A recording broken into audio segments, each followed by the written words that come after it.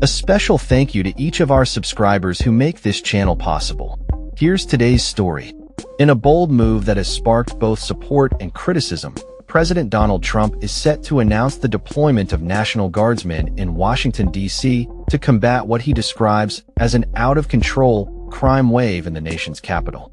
This announcement is expected to be made at a press conference scheduled for 10 a.m. Eastern Time on Monday.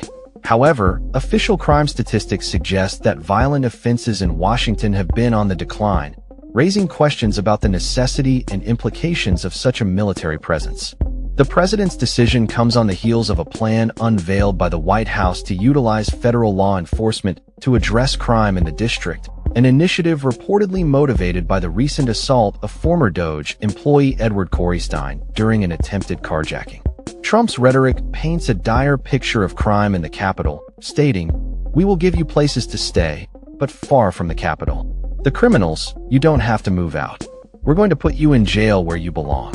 According to reports from the New York Times, the deployment could involve several hundred members of the District of Columbia National Guard to support local law enforcement.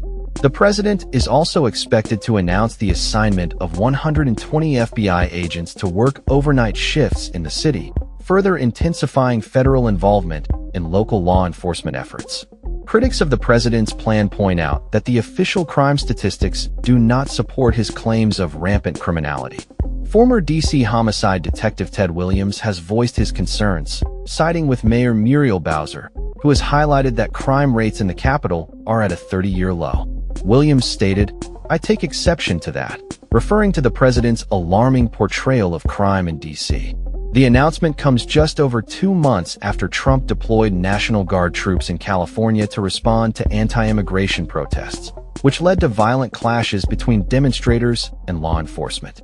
This pattern of federal intervention in local matters raises significant concerns about the implications for civil liberties and the relationship between federal and local law enforcement agencies.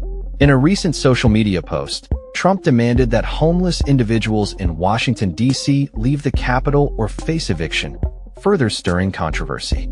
He promised to use federal officers to jail criminals, despite the city's declining crime rates. His posts were accompanied by images taken from his motorcade, illustrating his view of the city and its issues.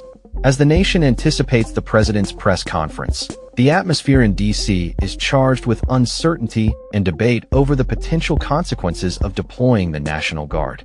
While Trump aims to project an image of strength and control, many are questioning whether such measures are necessary or if they will exacerbate tensions in an already divided political landscape. The president's upcoming announcement is not just about crime.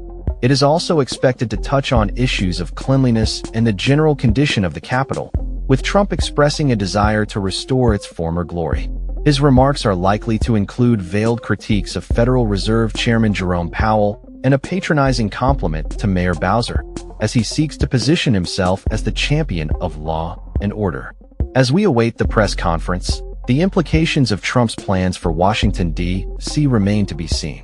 Will the deployment of National Guardsmen help reduce crime, or will it further alienate communities and escalate tensions? This is a critical moment for the nation's capital, and all eyes will be on the president as he lays out his vision for a liberated D.C. amidst a backdrop of conflicting narratives about crime and safety in the city. That's all for this story. We upload videos every day covering many different subjects, so hit that subscribe button to stay informed. Thanks for watching.